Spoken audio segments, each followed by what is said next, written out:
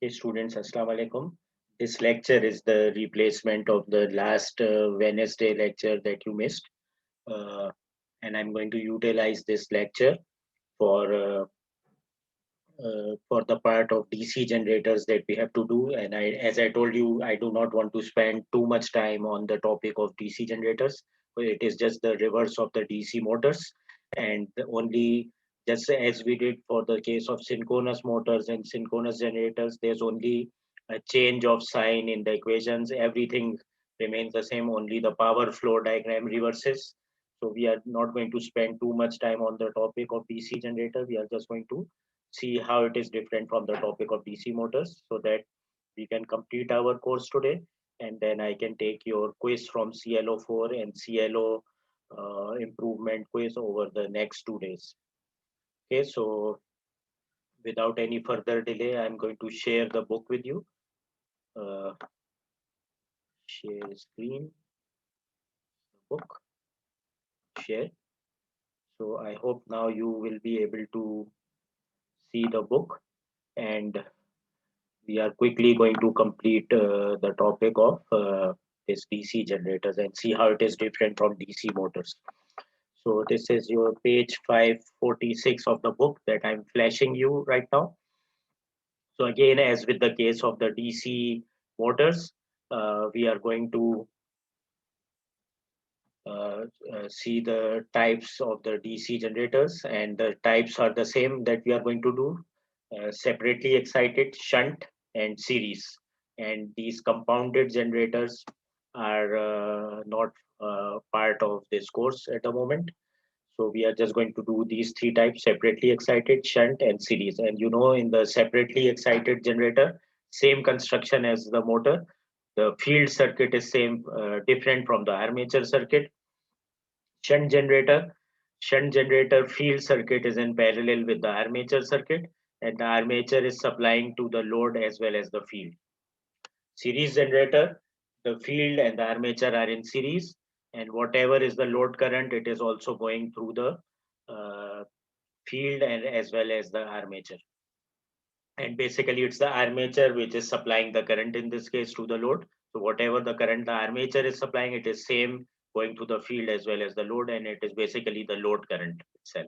As with the case of the series DC motor, the field circuit has got a very few turns because of the high rating of the current that goes through the field.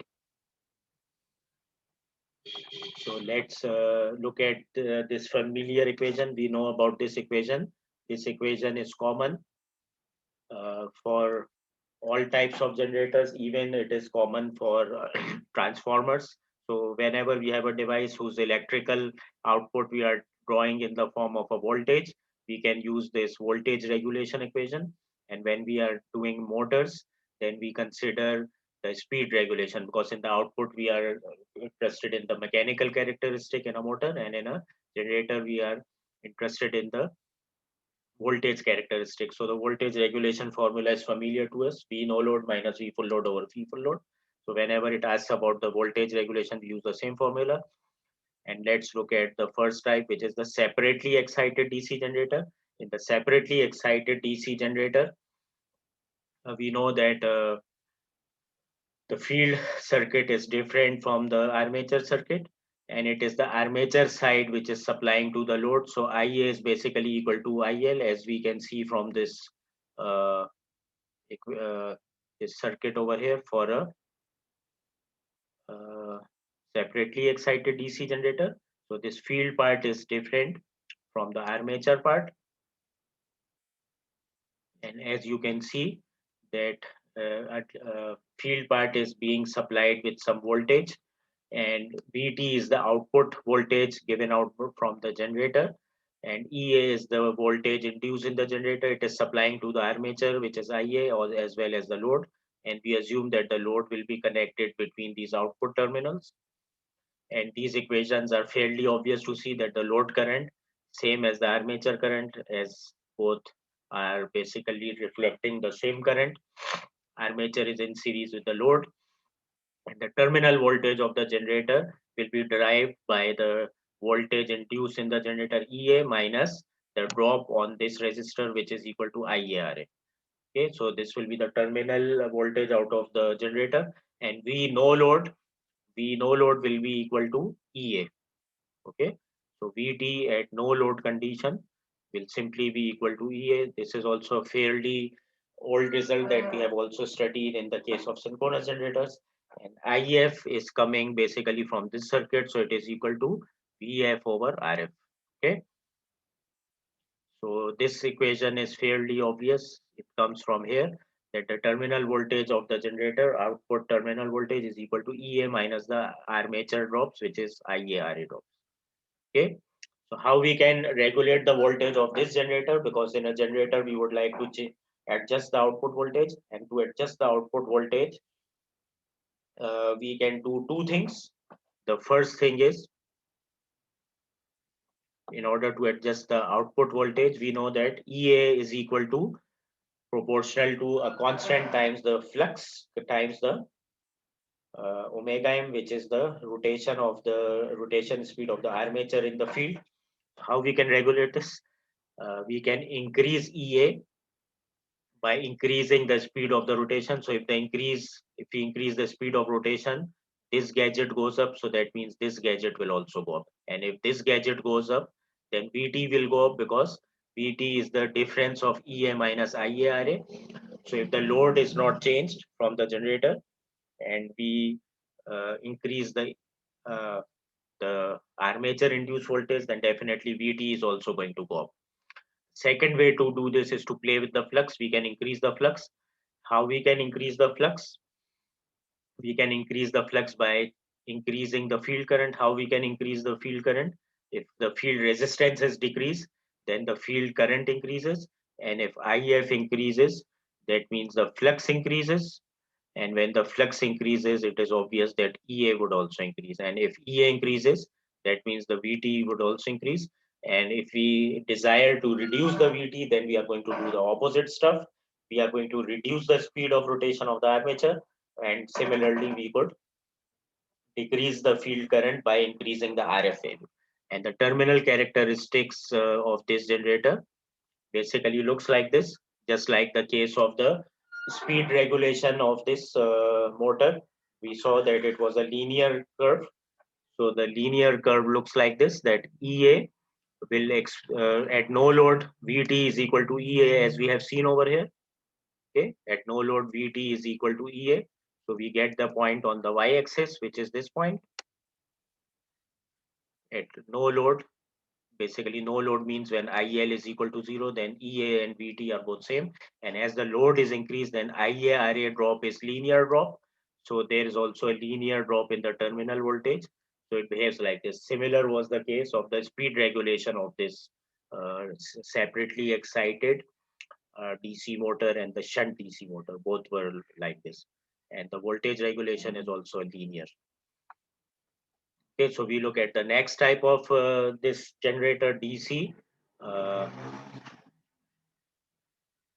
shunt generator. And in the DC shunt generator, it is fairly obvious that again the field is in parallel to the armature.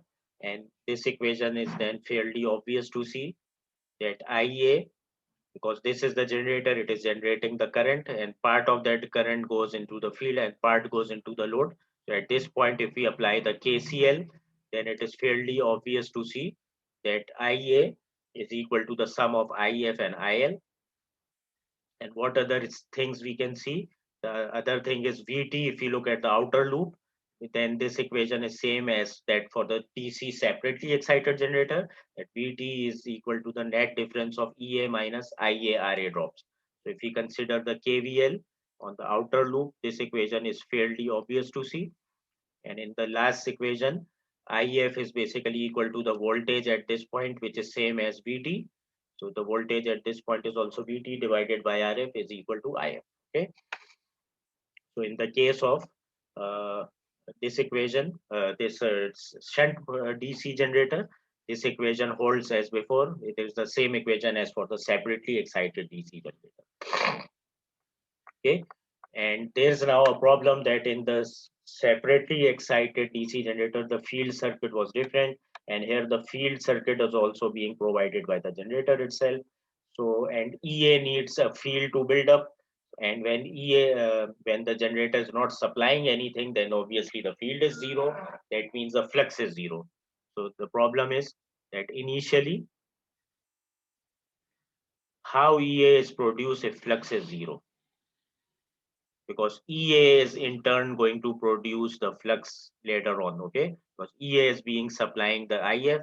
So initially, if the flux is zero, then there's no EA, and when there's no EA, then how will a flux be produced? So the answer is that there is some residual flux in the machine, and initially that residual flux helps to produce EA, which will then be producing IF, okay?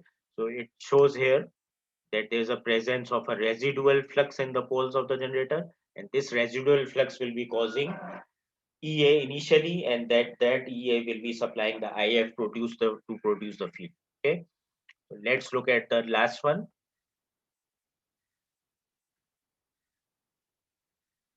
And this curve shows the voltage buildup of the shunt DC generator, how it basically starts to build up. So initially when the field current is zero, then EA is not zero, there is some residual flux. And as EA increases, it begins to also increase the field. So IF will also increase.